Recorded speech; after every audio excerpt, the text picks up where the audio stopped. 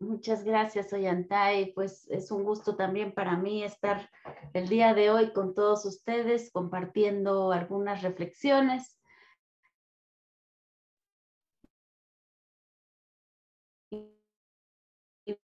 Bien, pues y me he formado dentro de la filosofía de la liberación, trabajo pensamiento decolonial también y específicamente me apasiona mucho por la cuestión del método de las ciencias sociales, el método crítico.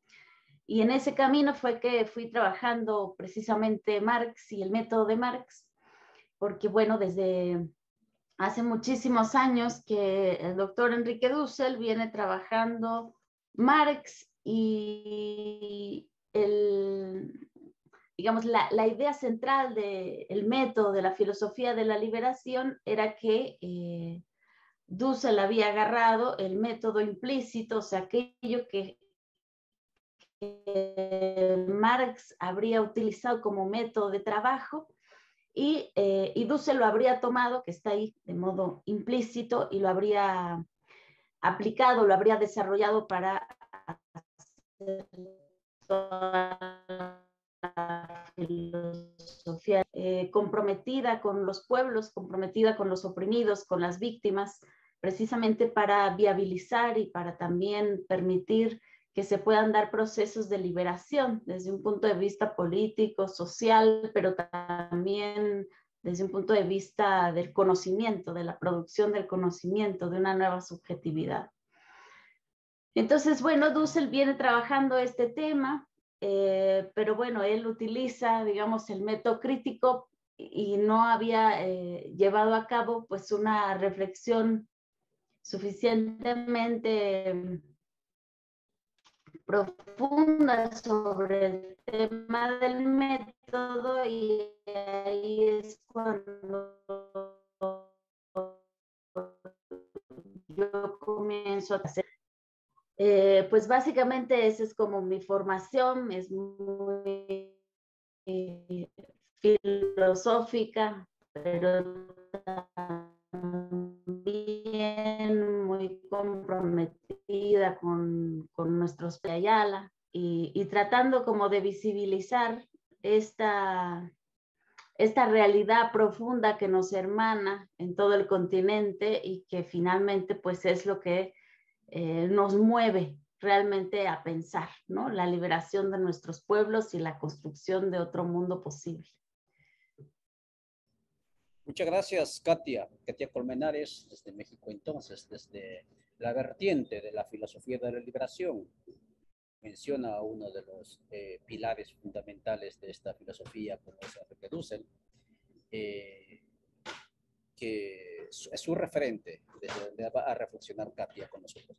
Amigas y amigos, abordamos el tema de marxismo, transmodernidad, marxismo, modernidad y colonialidad, porque estos tiempos en los que no hay manuales, en los que los manuales que teníamos el siglo pasado ya no son funcionales, ya no nos sirven, caminamos a tientas los actores políticos. Hablo de esta manera porque yo soy parte de un movimiento sociopolítico y no solo, obviamente ya no estamos, ya no, por lo menos ya no estamos mentalmente definidos por el nacionalismo metodológico, por lo tanto no vamos a hablar de Guatemala como tal, porque al fin y al cabo sigue siendo una referencia colonial, sino que en todo el continente que llamamos Aviala andamos prácticamente a tientas, intentando construir nuestros horizontes teóricos y obviamente también construir nuestras metodologías. ¿Nos sirven los anteriores aportes de siglos pasados de otros pueblos? Sí. ¿Nos sirven los aportes del norte de Europa? Sí, claro que sí. Y en ese sentido es que vamos a abordar en estos 3 días sobre Carlos Marx, ¿sí? Y su pensamiento, por qué conocemos lo que conocemos de Carlos Marx, etc. Y justamente a raíz de tu último que acabo de decir, es que con Katia quedamos en conversar hoy sobre la cuestión de la modernidad como es el lente con el cual conocemos y nos acercamos en pasado y en presente también a lo que es el pensamiento de Carlos Marx. Katia, para los que somos novatos, legos, que no conocemos de conceptos como modernidad, colonialidad, decolonialidad, etc., ¿podrías, por favor, en los siguientes minutos abordarnos el tema de qué tenemos que entender por modernidad y luego abordaremos el tema de cómo es que esta modernidad, digamos, condiciona nuestra percepción de una realidad o de un pensamiento, y en este caso concreto, de Carlos Marx. Adelante, por favor, Katia. Claro, pues claro que sí, pues justo ese es como el meollo del asunto. Y es que la modernidad surge como un proyecto civilizatorio, como una manera de vivir, así si lo queremos decir de una manera así directa, ¿no? O sea, es un modo de vivir que contempla pues un modo de conocer, un modo de relacionarnos entre nosotros, o sea, entre personas, intersubjetivamente, un modo también de construir instituciones. Entonces, la modernidad es una cultura y produjo, por supuesto, pues un sentido común y que ahora nos abraza, ¿no? Es un proyecto, además, civilizatorio que se ha ido expandiendo, que surge en Europa, pero que se ha ido expandiendo a lo largo de 500 años y hoy en día, pues es un proyecto que ha llegado a todos los rincones de la Tierra, o sea, de alguna manera todos estamos de alguna manera como imbuidos dentro de él y percibimos la realidad de la manera en cómo nos han dicho que debemos percibirla. Entonces, precisamente la tenemos a la modernidad como tan cerca de nosotros que no la vemos. O sea, pensamos que vivimos simplemente como y que aprendemos las cosas según nuestra familia, nuestra tradición, pero no nos damos cuenta de que en realidad estamos metidos como en un complejo entramado de visiones de mundo, que entonces desde ahí es que realmente es desde donde estamos tomando las decisiones más importantes, políticas, económicas, sociales, e incluso, o sea, eso es lo que quiero que abordemos el día de hoy, la modernidad nos enseña a soñar con un mundo y nos enseña a aspirar a construir una vida en concreto. Entonces, es muy importante que tomemos conciencia de cómo esta modernidad ha abrazado al mundo y le ha ofrecido este modo de vivir, este modo de soñar, este modo de relacionarse y finalmente el curso que está llevando la humanidad está siendo definido por este proyecto civilizatorio. Entonces, si lo quisiéramos así como decir de una manera muy directa y muy básica, la modernidad es un modo de vivir, un modo de comprender el mundo. Un modo de vivir, un modo de comprender el mundo. La modernidad nos genera, nos crea el sentido. La modernidad es un estilo de vida. La modernidad es una, digámoslo así, civilización. Intentando escarbar un poco más, Katia, ¿de qué manera la modernidad configura nuestro sistema cognitivo, incluso emocional incluido, para poder acercarnos y conocer a la otra persona su pensamiento? ¿Cómo se da ese proceso? Es decir, ¿de qué manera la modernidad nos condiciona para conocer una faceta de, en este caso por mencionar por ejemplo Carlos Marx, y no la otra? ¿O en qué medida no nos permite ver la globalidad? Sí, pues creo que habría que comenzar teniendo en cuenta de que el ser humano es un ser histórico. Es decir, no percibimos el mundo simplemente así como tabula rasa, sino que nuestra percepción se constituye históricamente. Entonces, habría que contar un poquito de esta historia de la modernidad para ver cómo nos ha ido constituyendo a nosotros, ¿no? Configurando a nosotros. Entonces, Enrique Dussel, por ejemplo, se remonta a una fecha que para nosotros es muy significativa, que es 1492, ¿no? El año en el que Europa pues arriba a este continente y comienza la conquista de nuestros pueblos originarios. Ese es como el año en donde Dussel sitúa el nacimiento de la modernidad. Esta modernidad que además surge en el momento en el que Europa se encuentra con otro tipo de ser humano, con un otro, ¿no? O sea, un otro completamente desconocido y que no entraba dentro de sus categorías, dentro de su modo de comprender y dentro de su manera de vivir. Entonces, cuando llega a este continente, el europeo tiene que hacer como grandes esfuerzos por categorizar qué es lo que tiene delante. Es decir, pongamos, por ejemplo, la imagen. Si uno está en el mar y nunca, jamás ha visto un barco y no sabe lo que un barco significa, es decir, no tiene el concepto de barco y no sabes, digamos, cuál es el uso de un barco. O sea, tú ves eso en el mar y tienes que hacer muchos esfuerzos para poder hacerlo entrar dentro de tu comprensión y le puedes llamar de alguna manera. Esa manera de llamar a lo desconocido, lo completamente desconocido, no va a ser una verdadera manera. O sea, no vas a poder realmente entender lo que es, simplemente con verlo. Entonces, un poco esa es la experiencia, o sea, encontrar una civilización o civilizaciones nuevas que tienen otros principios, otros valores.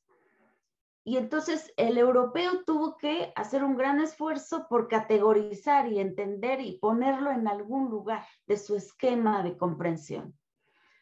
Entonces, pensemos en esta época en que Europa tenía una situación además geopolítica interesante porque estaba, por un lado, sitiado por la expansión del Imperio Otomano y estaba realmente en una situación de muchas limitaciones, porque había un montón de reinados, cada uno con sus propios modos de vivir, no se ponían de acuerdo, entonces Europa estaba muy sitiada.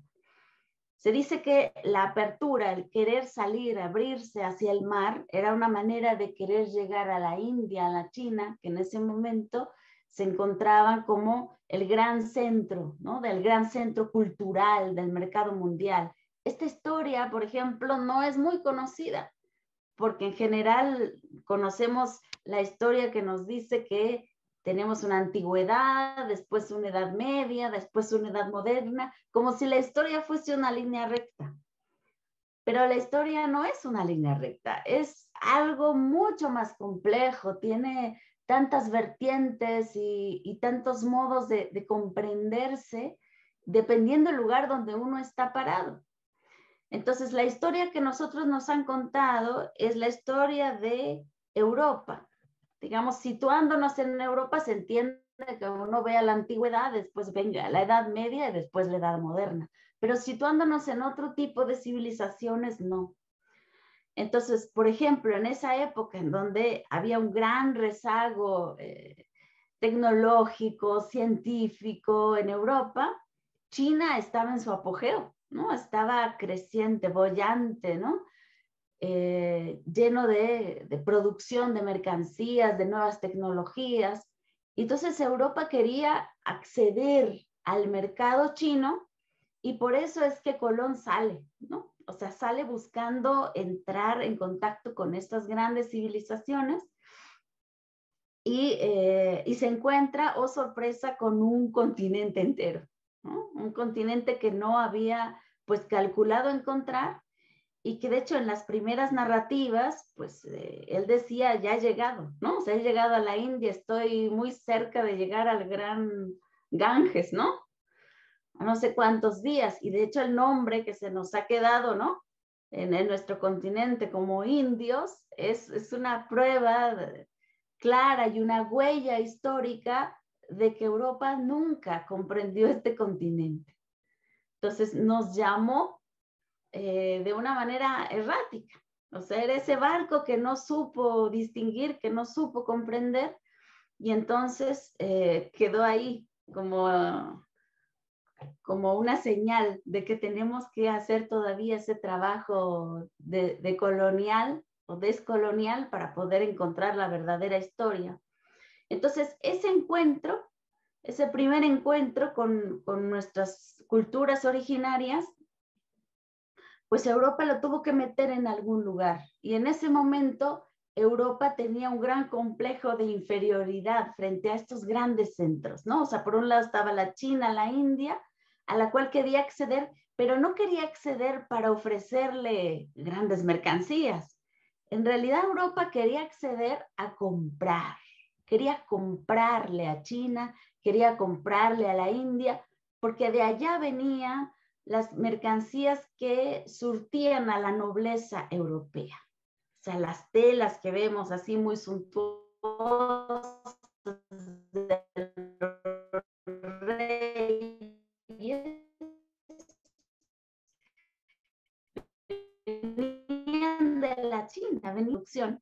Entonces eran para ese complejo de inferioridad tan fuerte, que además también se veía alimentado por este contacto con el Imperio Otomano, con esta cultura tan sofisticada, ¿no? Finalmente lo va a él a ver estas nuevas culturas como en una escala inferior. Pero eso fue algo que se fue trabajando, porque de principio, en realidad el europeo quedó bastante maravillado. O sea, pensemos que Europa era realmente, o sea, estaba metida en su pestes todavía, ¿no? O sea, no tenían alcantarillado, o sea, tenía muchas deficiencias desde un punto de vista de una vida normal, ¿no? De una vida saludable, de una vida digna. La gente vivía en gran precariedad. Entonces, cuando se llega a este continente, pues no solamente que había pues grandes construcciones, ¿no? O sea, imagínense llegar, por ejemplo, al centro de México, ¿no? Y ver esas grandes construcciones ingenieriles, ¿no? Para poder manejar los pasos de agua en Tenochtitlan. O sea, era realmente que decían, esto es más que Venecia todavía, ¿no? Entonces, se tuvo que hacer todo un trabajo para poder inferiorizar a nuestras culturas.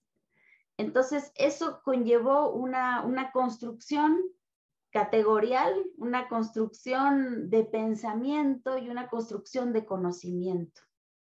Entonces, aquí habría varias cosas que decir. Por ejemplo, una de las notas quizá más importantes para poder distinguir este pensamiento moderno tiene que ver con la cosificación de la naturaleza y con la cosificación del otro. Es algo que va junto. En nuestras culturas, en nuestros pueblos originarios, aún ahora sigue vigente de manera muy fuerte la idea de que la naturaleza es madre. Y eso realmente impacta toda la comprensión de nuestros pueblos originarios. Porque si la naturaleza es madre, entonces la política va a ser una política entre hermanos, va a ser una política de construcción comunitaria. Entonces eso marca una norma para irte cambiando de idea. Es decir, la Edad Media también fue una purga, como por así decirlo, de esas raíces de pueblos originarios, porque también Europa, de brujas, es también parte de esa depuración que hizo Europa de su conocimiento, digamos, más ligado a la naturaleza. Entonces, esta comprensión sujeto-objeto va a implicar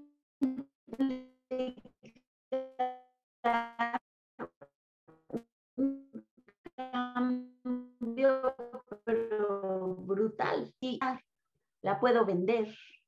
E incluso más, el tener una propiedad privada me va a dar a mí, digamos, una dignidad mayor que aquel que no la tiene, ¿sí? Entonces, la propiedad va a ser como un signo de mi capacidad humana, ¿no? De poder determinar mi persona sobre un objeto, de poder poner el sujeto sobre un objeto.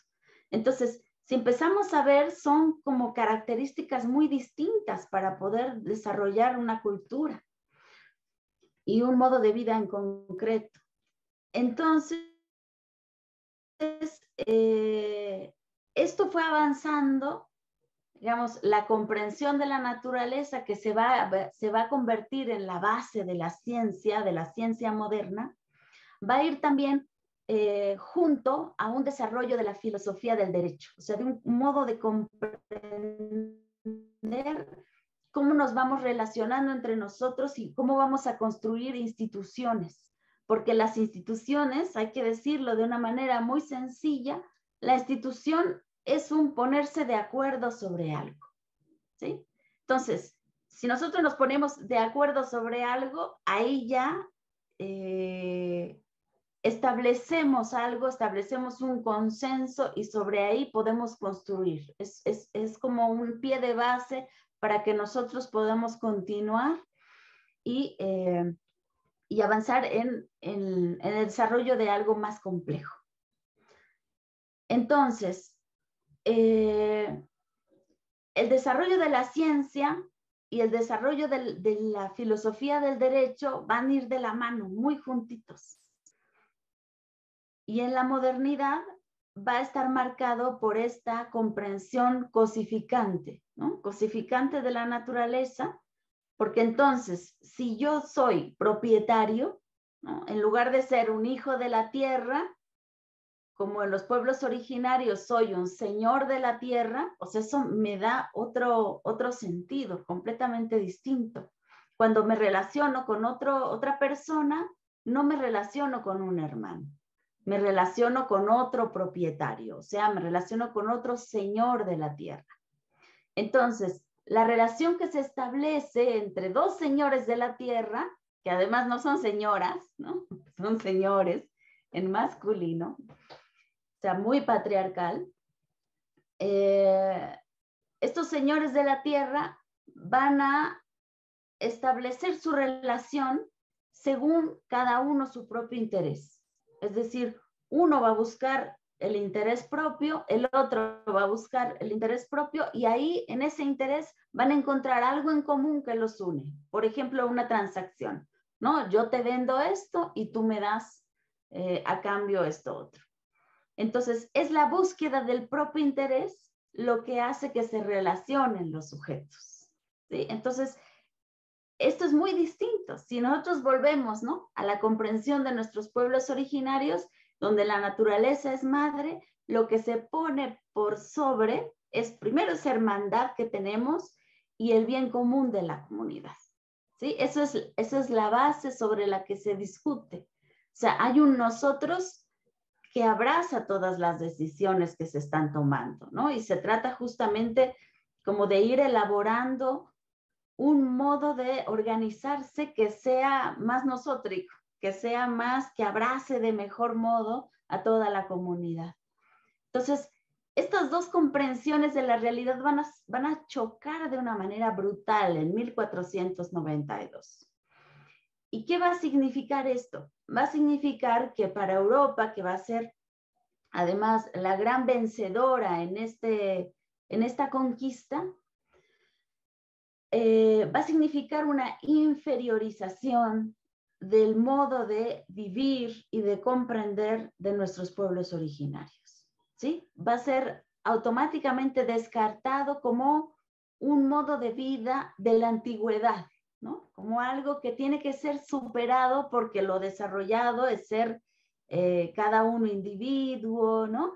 Entonces, esto va a ir junto con un montón de prejuicios que se le van a ir como pegando a toda esta comprensión de vida de nuestros pueblos originarios. De ahí que, por ejemplo, hoy en día sea muy común que cuando uno hable de pueblos originarios, en una discusión incluso académica y muy, de mucho rigor filosófico o científico, el cientista moderno sigue pensando a los pueblos originarios como comunidades del pasado. Y a mí esto siempre me brinca mucho, o sea, y choca, porque nuestros pueblos originarios son también del siglo XXI, están vivos en el siglo XXI, han resistido todos los embates estos 500 años, y sin embargo, cuando los vemos desde un punto de vista moderno, siempre los lanzamos al pasado. O sea, es como si fuéramos a un pueblo originario y fuéramos como en un viaje en el tiempo, ¿no? Entonces ahora estamos en el pasado. Entonces, esto trae una carga valorativa muy fuerte, porque entonces, si es algo del pasado, no es un interlocutor válido, ¿sí? Entonces, lo que tenemos que hacer, en primer lugar, es como descentrar esta discusión y mostrar lo ridículo que es. O sea, porque no hay más manera de decirlo.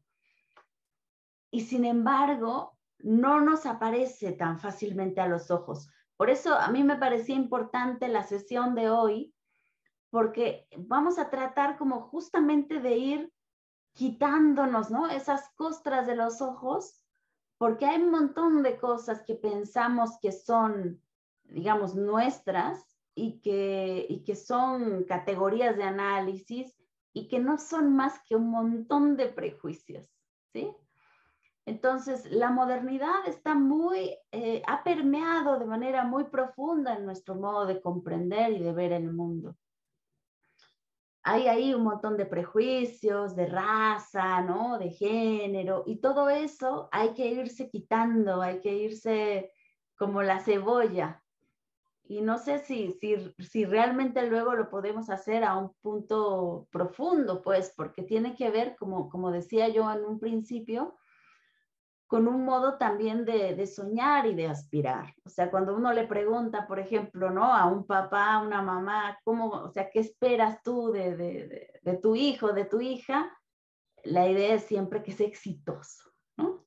Entonces, incluso la gente más crítica y de izquierda te dice eso. ¿Y qué significa el ser exitoso? Se trae ahí una carga valorativa de ganar dinero, ¿no? De ser independiente y todas estas cosas que nos parecen en el sentido común moderno muy pues valiosas y todo, pero cuando les empezamos a rascar y nos damos cuenta de que esto, por ejemplo, de ser independiente, es una cosa, híjole, bien peligrosa, porque ¿quién puede decir que es independiente? Todos somos dependientes de todos, pero la dependencia ahora se le ve de una manera tan negativa, tan que nadie quiere depender de nada, ¿no? O sea, todo el mundo quiere ser como individuo y eso implica pues estar por encima de los demás y eso implica muchas otras cosas. O sea, en parte, todos estos valores, cuando los empezamos a ver en contexto, nos damos cuenta que destruyen la comunidad. Entonces estamos constantemente en contradicción. Es una contradicción entre lo que nosotros según estamos defendiendo, ¿no? Somos, qué sé yo, críticos de izquierda y demás, pero en la vida cotidiana somos profundamente modernos y seguimos todavía aspirando a llegar como a estos estándares de vida que nos dicta la modernidad. Entonces, bueno, volver a 1492, volver a situar el tema, empezar a entender como desde estos elementos muy, muy fáciles de comprender, ¿no? Esto que les digo yo, de la comprensión desde la naturaleza como madre y la naturaleza como cosa, es un parteaguas. Y Y ahí está toda la izquierda, es decir, porque la izquierda es moderna y la izquierda no ve a la naturaleza como madre, pues, ¿no? O sea, está ya muy metida la modernidad dentro de nuestra izquierda. Entonces, vamos a necesitar como andar un camino doloroso porque va a implicar también una transformación subjetiva, ¿no? Y de apuestas de vida. Y pues eso pone en cuestión, digamos, lo más, el tuétano de lo que somos, ¿no? O sea, lo que nos constituye por dentro. Muy bien, muchas gracias, Katia. Katia Colmenares, desde el Instituto de Formación Política de Morena de México, conversando con ustedes, amigas y amigos, sobre la modernidad. Ella sugirió, planteó la necesidad de abordar el tema de la modernidad para intentar aproximarse a lo que es y hacer Carlos Marx, porque según plantea ella, usted y yo y todos los que habitamos en este mundo estamos configurados por la cuestión de la modernidad, como en todo lo que decíamos anteriormente, pero en este último lo que indica ella, esto en nuestro proceso de construcción de conocimiento, es decir, esa manera de cómo asimilamos, cómo conocemos, etc., está ya configurado, ella dice, por esta modernidad, que en buena medida, según ella, es, según ella, sino también es una constatación altamente ecocida, en el sentido de que convierte a la madre en una despensa a quien tenemos que escarbarla, a quien tenemos que escurrirla para sacar los beneficios. Eso tiene que ver mucho también con el pensamiento judeocristiano, una corriente que indica que a la tierra hay que es maldita la tierra para poder regarse. Por otro lado, también está el tema del individuo, que ella indicaba que el individuo es el lugar de la comunidad. Y en ese sentido, la modernidad altamente ya no solo antropocéntrico, sino también individuocéntrico. Katia, yo sé que me dices que tienes ruido por ese lado, ¿escuchas ruido? Se te escucha la voz bajita, dices. No sé si me escuchas ahora. Sí, sí se te escucha, pero un poco bajito. Se escucha como ruido del entorno. Lo que pasa es que cambié de ambiente y vamos a ver si aquí funcionamos mejor y si no vamos a salir nuevamente al espacio que tuvimos antes. La pregunta, Katia, entonces en ese sentido es ¿qué tiene que ver la modernidad con el desarrollo? Porque por donde estás planteando, poniendo en entredicho, en ridículo, digamos, la modernidad como civilización, prácticamente estás derribando su horizonte de bienestar como es el desarrollo. Y entonces, ¿cómo se explica modernidad y desarrollo? ¿También el desarrollo entonces es un ridículo, es algo insostenible? Adelante.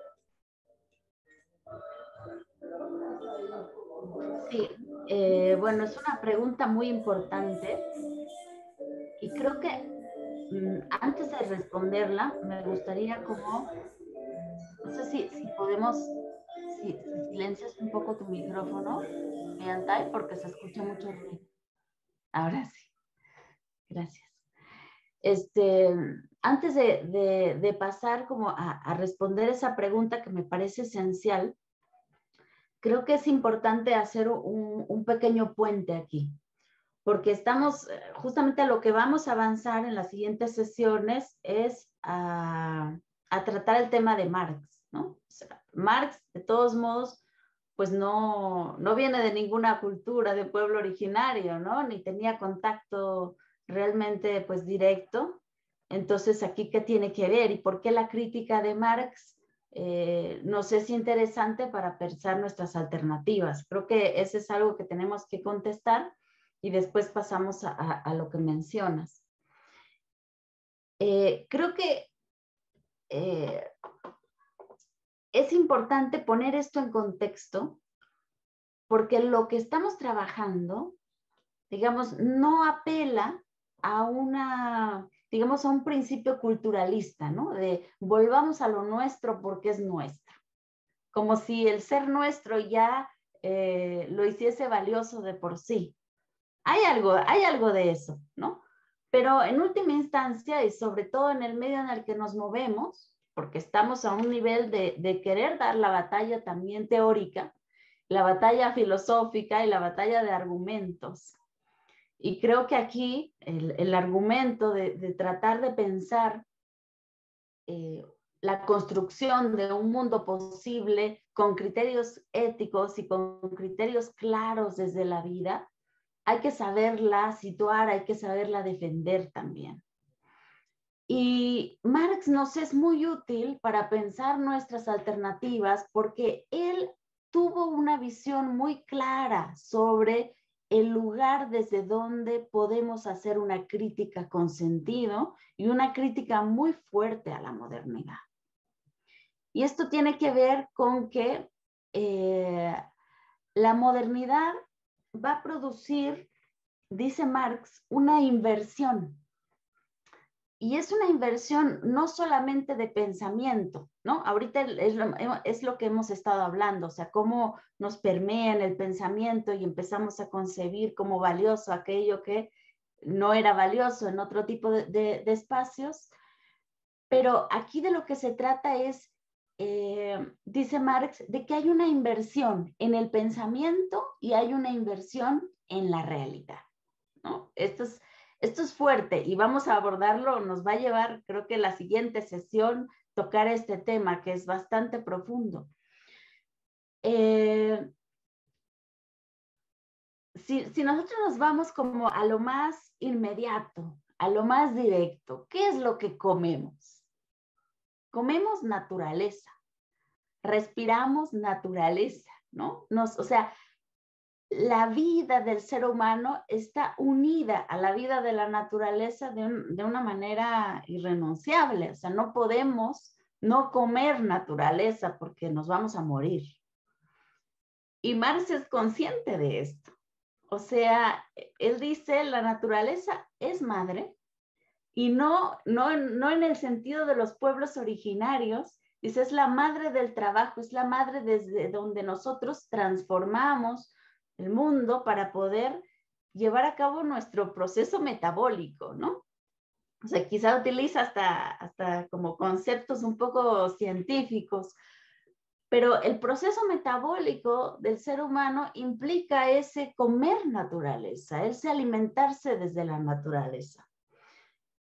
Entonces, esto que pareciera ser algo como obvio, o sea, y sobre todo en nuestro continente lo tenemos como muy a flor de piel, porque aún en nosotros, aunque somos también muy modernos, tenemos otras matrices civilizatorias y eso nos da una ventaja en este sentido de comprensión, ¿no? Y también de proyección de otras posibilidades de vida. Entonces, Marx es capaz como de ir a lo más básico. Esa es otra manera de llegar, ¿no? O sea, no por la cultura, sino por la vida misma. Es decir, nosotros comemos naturaleza y la naturaleza es algo, digamos, es parte de nosotros, o sea, la necesitamos para llevar a cabo este metabolismo y vivir.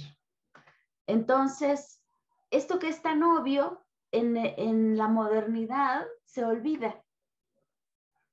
O sea, la modernidad nos hace pensar como si la naturaleza no fuese lo esencial.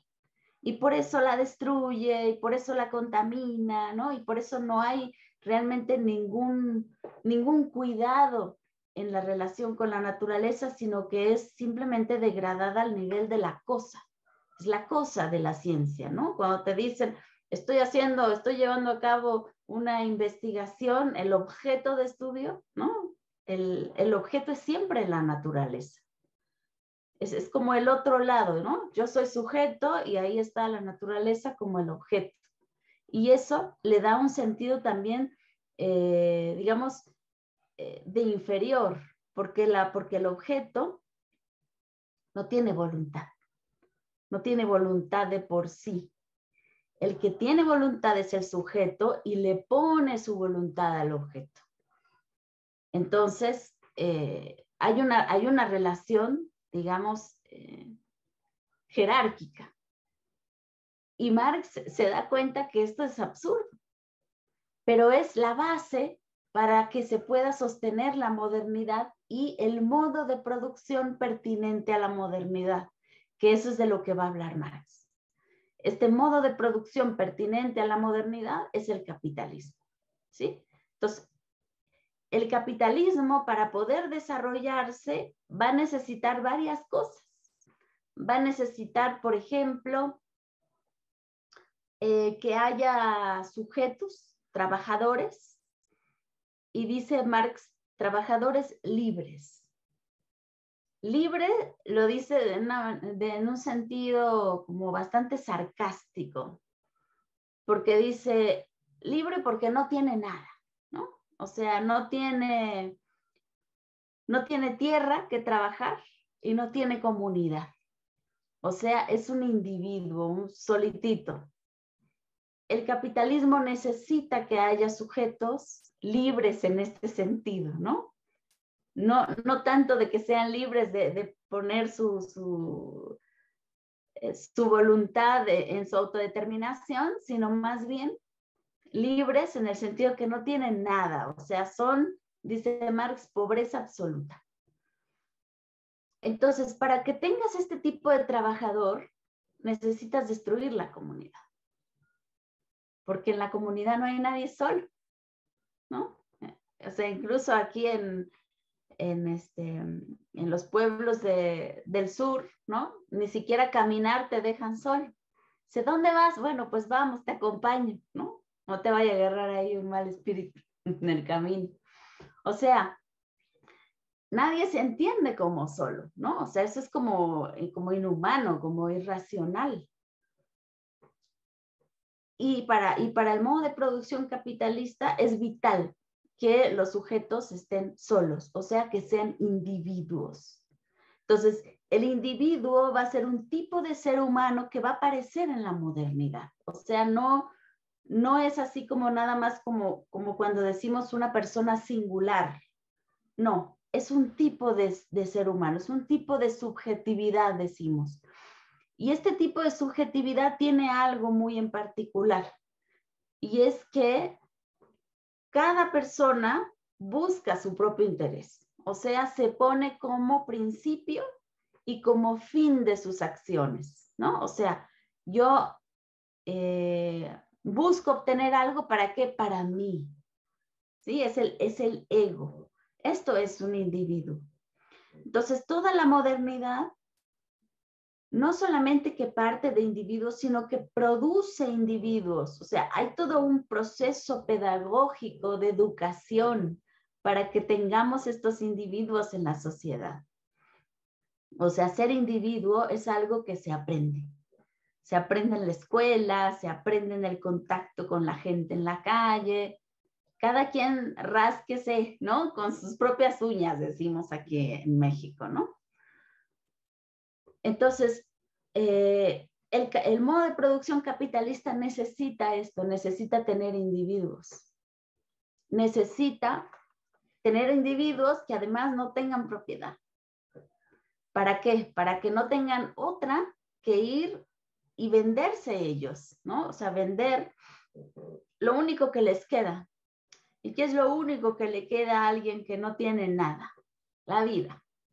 O sea, lo que va a ofrecer el obrero a las puertas de la empresa del gran capital es su vida, su tiempo de vida, su capacidad de trabajo en tiempo de vida.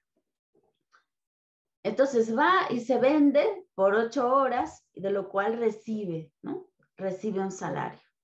Entonces, hay aquí un intercambio. Y este intercambio, en realidad, lo que hace es convertir a la persona en un objeto del gran capital, ¿sí? Del gran movimiento. Entonces, dice Marx, esto es lo que significa invertir la realidad. O sea, ya no es el ser humano quien es sujeto, sino que es la empresa, que es una institución, en este sentido diríamos un objeto, y es el verdadero sujeto dentro de la modernidad. Entonces se da una inversión en la realidad. Los seres humanos son objetos que sirven para la reproducción del gran capital. Entonces, es el mundo al revés. Precisamente es el mundo al revés. Entonces, todo este mundo al revés viene con un discurso que lo sustenta, precisamente para que él lo haga parecer como el mundo puesto sobre sus pies. Y es por eso que aunque todos vamos caminando en un mundo al revés, no nos damos cuenta de que el mundo está al revés. ¿Por qué? Porque tenemos teorías que sustentan el mundo al revés, tenemos un sentido común que sustenta el mundo al revés, e incluso si vamos como y le rascamos un poco a ciertos conceptos, vamos a ir encontrando, ¿saben? Esas cosas como bizarras que nos hacen como dar cuenta de que aquí hay algo que no está bien. Cuando decimos, por ejemplo, que se busca una vida sofisticada. ¿Qué quiere decir sofisticado? ¿De dónde viene la palabra sofisticado? Y esto lo trata Marx en El Capital. La sofisticación del pan es justamente la adulteración del pan. O sea, el sofista es el que te engaña, el que te envuelve, el que te embauca. Y sin embargo, en el mundo moderno se busca la sofisticación. O sea, entre más sofisticada sea una mercancía, más valor tiene. Entonces, el encubrimiento está mejor hecho, ¿sí? El engaño está hecho de una manera mucho más fina. Y Marx habla, por ejemplo, ¿no? Lo que ha significado la sofisticación del pan y muestra cómo el pan ha sido adulterado, se le ponen otras cosas, algodón, quién sabe qué tanta cosa se le ponían en la época de Marx. Ahora, bueno, ahora ya es indecible, ya ni siquiera podemos pronunciar lo que se le pone al pan porque son realmente materiales muy sofisticados. Entonces, bueno, esta sofisticación de la vida significa pues el quedarse al nivel de las apariencias, ¿no? Ya vino aquí mi realidad. ¿Qué pasó, mi amor?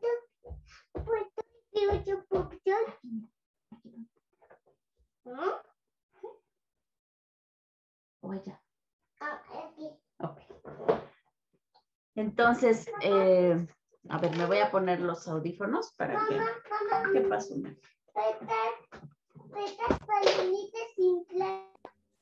Estamos conversando con Katia Colmenares sobre la modernidad, intentando acercarnos a este estilo de vida, a este paradigma que nos condiciona nuestra concepción del mundo, nuestra percepción.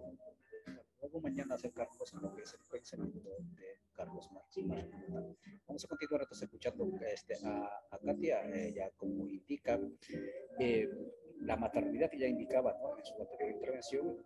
Una de las razones o uno de los elementos constitutivos de la modernidad es justamente el haber matado a la madre y haber anulado a la madre para constituirnos, entre comillas, los hijos, que podríamos ser los humanos, en sujetos, justamente con lo que está haciendo, y encontramos que ella nos está ratificando eso, ¿no? La maternidad como la base de la vida. Ella es mamá y está atendiendo a su pequeño. Bien, Katia, entonces continuemos con lo que abordabas. Adelante. Muchas gracias. Y sí, bueno, pues somos también, esta es parte de nuestra realidad real, metabólica. Entonces, bueno, aquí de lo que se trata es como de empezar a dudar, ¿no? O sea, de esta vida que tenemos. Y por eso me gusta un poco referirme a esta película de Matrix, porque es un poco la idea. O sea, estamos adentro de una realidad. No sé si se escucha interferencia. ¿Se escucha bien? Ah, perfecto. Me dicen si escuchan interferencia porque aquí tengo... ruidito. Entonces, porque se trata como justamente de llevar a cabo pues un despertar, ¿no? O sea, un despertar de una realidad que nos han dicho que es la realidad verdadera y que tiene por detrás toda una comprensión histórica que la sustenta, por ejemplo, toda una teoría, decimos, todo un sentido común. Pero bueno, ¿qué podemos como contraponer a todas estas verdades que se nos han dicho que son, digamos, el núcleo duro de la vida que tenemos? Podemos decir que en el siglo XXI estamos, después de 500 años y poco más, estamos ya en un punto en el que se vuelve insostenible decir que la modernidad ha traído una buena vida, ha traído justicia, ha traído plenitud.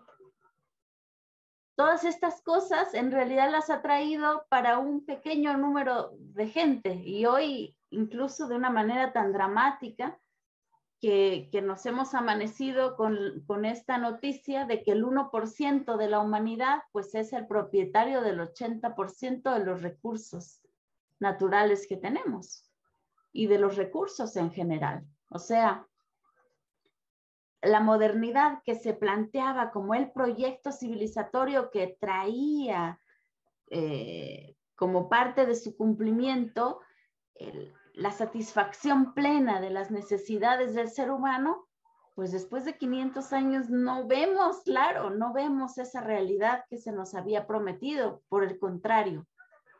Entonces, a las verdades de la modernidad podemos contraponerle las crisis que tenemos hoy en día y que son crisis ya muy profundas, ¿no? O sea, que llegan al punto de que hay quien dice que el daño que se ha hecho a la naturaleza, a la madre tierra, es tal que ya será irremediable, ¿no? O sea, que no podemos volver atrás. Entonces, todas estas crisis, que son crisis económicas, políticas, de salud, incluso, ¿no?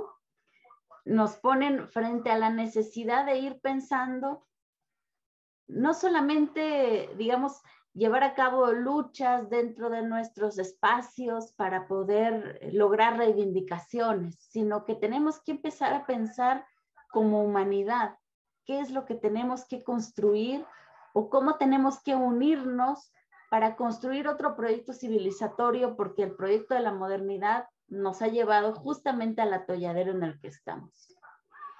Entonces, de aquí, pues, es necesario ir desarrollando no solo un pensamiento, sino también realidades reales de comunidad, de solidaridad. O sea, hay que llevar a cabo transformaciones de la vida, transformaciones del pensamiento, y aquí también la teoría tendrá que hacer su parte, es decir, tenemos que producir teoría crítica también. Y por eso a mí en lo particular me ha apasionado este tema del método, porque creo que tenemos que dar también la batalla con argumentos y con ideas sólidas.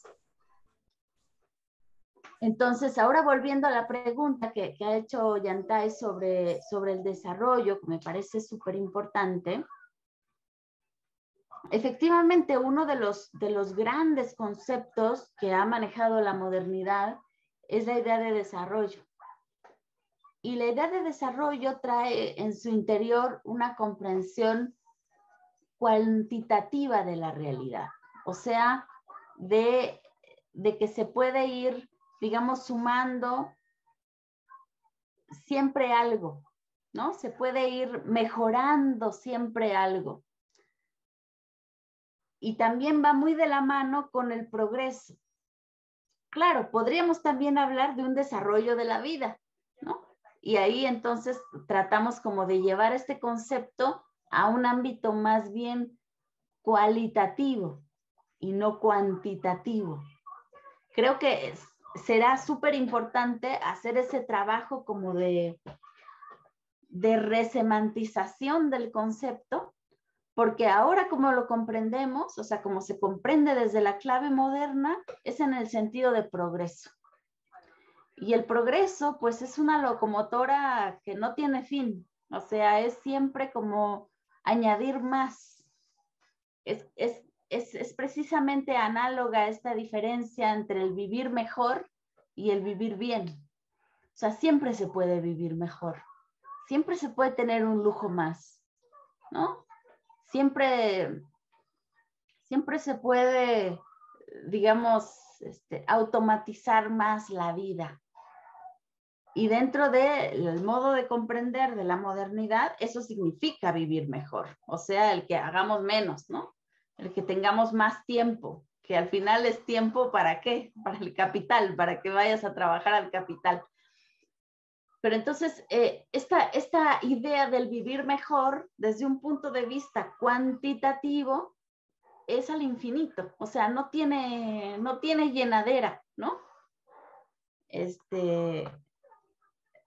Y siempre me gusta poner este ejemplo del abrelatas eléctrico. O sea, ha habido abrelatas desde tiempos inmemoriales. Con un cuchillo podemos abrir una lata, ¿no? Y sin embargo, la modernidad como que pone todos sus esfuerzos en crear, ¿no? Mercancías que vayan automatizando más todos los procesos, que signifiquen menos esfuerzo.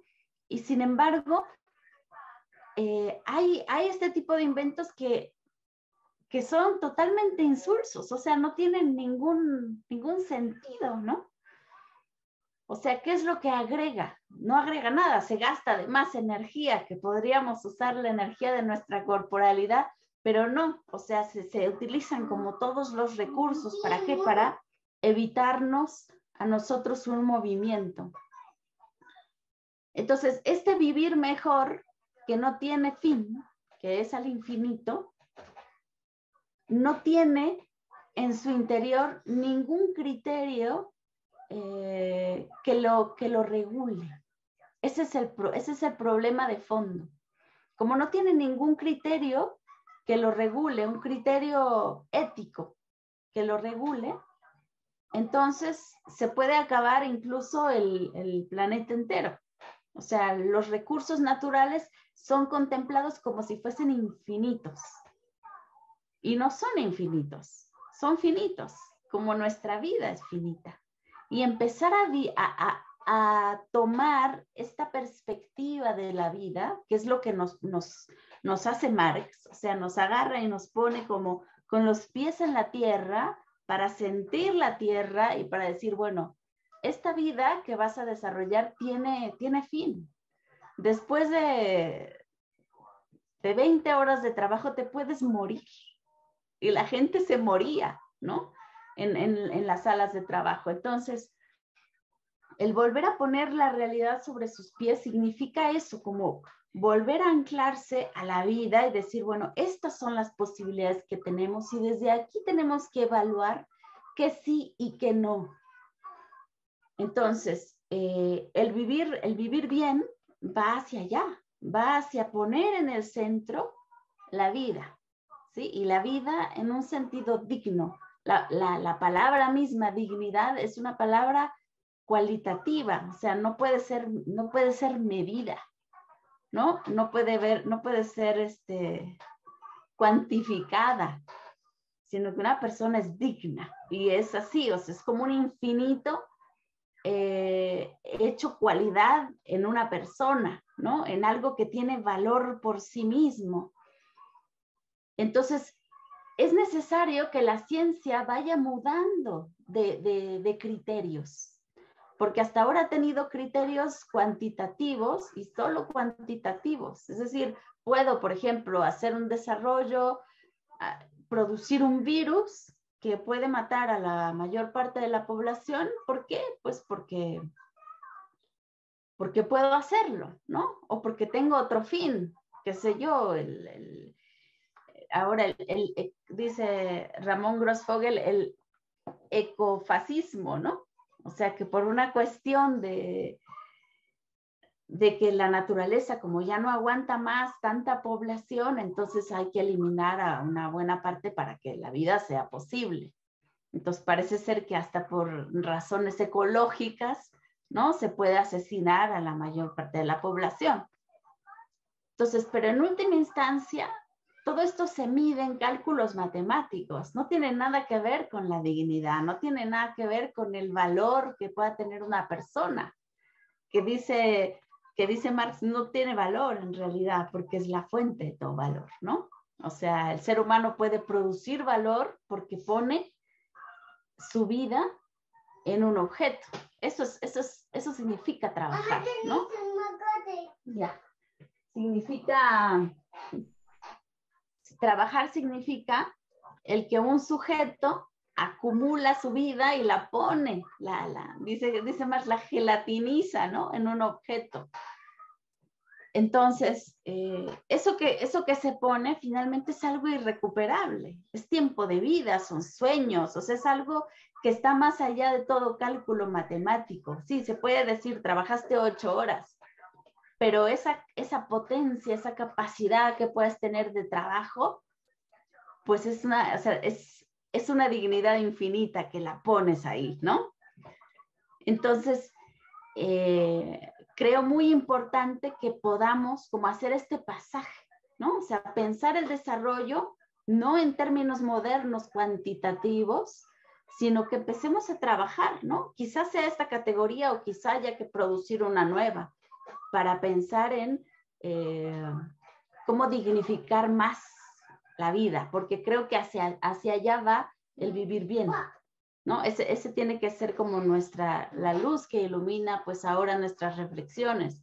No todas las mercancías serán necesarias para dignificar la vida, ¿no? Entonces habrá que hacer como como poner sobre la mesa qué es lo fundamental y que sea también factible, ¿no? Que sea posible, que sea viable. Y sobre todo, que nos evite utilizar la tecnología para evitar movernos, porque eso es lo que ahora hace la tecnología, ¿no? Creo que el ser humano tiene que aprender como que a moverse, o sea, y ese moverse implica también revitalizar los espacios. Muy bien, gracias Katia Colmenares, conversando con usted, amigas y amigos, sobre la modernidad como estilo de vida, como paradigma. Katia, son las 10:22, tenemos unos 10-15 minutos más. La pregunta aquí surge entonces lo siguiente. Si nos estás llamando, convocando con tu reflexión a deconstruirnos, a salir, digamos, de este paradigma de la modernidad, nos estás llamando al suicidio, en el sentido de que usted, somos en buena medida hechos. Si bien es cierto, no nacimos individuos, pero nos hicimos individuos con la modernidad. No nacimos urbanos, pero nos hicimos urbanos con la modernidad. Urbano como, digamos, antípoda al el ámbito rural, ¿no? Ciudades, digamos, como espacios de muerte, etc. Y en ese sentido, entonces, en este sentido de morir a nosotros mismos, ¿será posible, según tu percepción, recuperar, por más que, sí, pues recuperar esto de la identidad comunitaria que todavía algo de eso tiene que haber en nuestra memoria genética, esta identidad tierra, que algo de eso debe de haber en nosotros, ¿no? Porque lo que tú hablabas al inicio, ¿no? De haber matado a la madre, etc. ¿Y cómo hacer ello? ¿Es posible morir para resucitar, resurgir como identidad tierra, como identidad comunitaria? Adelante, por favor. Sí, muy linda tu pregunta y muy importante. En realidad no, yo no llamaría suicidio, más bien creo que es lo contrario y creo que lo más importante de todo es que no se trata como de, digamos, de partir de cero. Eso siempre me gusta como remarcarlo, porque lo humano que tenemos que hacer resurgir, ¿no? O sea, como ampliar esas relaciones solidarias, no son ajenas del todo a nosotros. En ese sentido, no es que tenemos como que instaurar algo nuevo o de pronto ya hacer de una manera comunitaria, sino más bien se trata como de ir expandiendo esas relaciones que ya son parte de nuestra vida. O sea, para que la vida sea posible, primero, comemos naturaleza. Eso es algo que es, como decía, irrenunciable. Pero ¿somos conscientes de eso? O sea, ¿somos conscientes del contenido de esa naturaleza? De que cuando nos llevamos algo a la boca, primero que no es una cosa, ¿no? No es una cosa. O sea, venimos también de ahí. O sea, la primera célula, y me gusta mucho como anclar esto a nosotros mismos, la primera célula que nació a la vida ha vivido de manera permanente hasta el día de hoy. O sea, tenemos miles de años vivos y somos una misma vida. Aunque yo te vea a ti el rostro, ¿no? Pero estás frente a mí, pero también estás en mí. O sea, no, la naturaleza no es algo aparte de nosotros. La modernidad nos ha enseñado a verla así. Pero creo que justo se trata como de volver a abrir los ojos y de ver la realidad tal y como es. Entonces, no se trata como de aprender algo que nos es ajeno, sino más bien como de profundizar esa experiencia que de alguna manera ya tenemos. O sea, el hecho de nacer dentro de otra persona, o sea, ese tipo de experiencias que a mí me parecen tan maravillosas, tan milagrosas, y que sin embargo no resuenan, ¿no? O sea, yo misma cuando me embaracé de mi primera hija, yo decía, pero ¿qué es esto? O sea, ¿cómo es que todas las madres no están gritando en sus ventanas lo milagroso que es tener un ser adentro, ¿no? O sea, para mí era como descubrir un continente y me parecía tan normalizada esta experiencia. Yo decía, ¿cómo puede ser que el milagro de todos los días, la vida, el nacer, esté tan normalizado? O sea, ya nadie se maravilla de ese tipo de cosas y sin embargo creo que tenemos que aprender como a despertar la maravilla en la vida cotidiana. Entonces, no se trata de inventar otra cosa nueva, sino más bien de aprender a vivir de una manera más intensa, más profunda y conectada.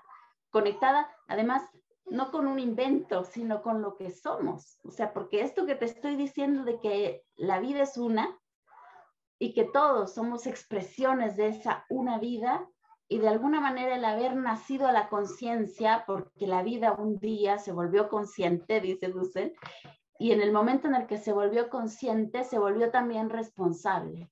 Entonces, el ser humano tiene una nota nueva en la historia, y es el haberse, es la vida vuelta consciente y hecha responsable de sí misma. Ese es el papel, digamos, del ser humano.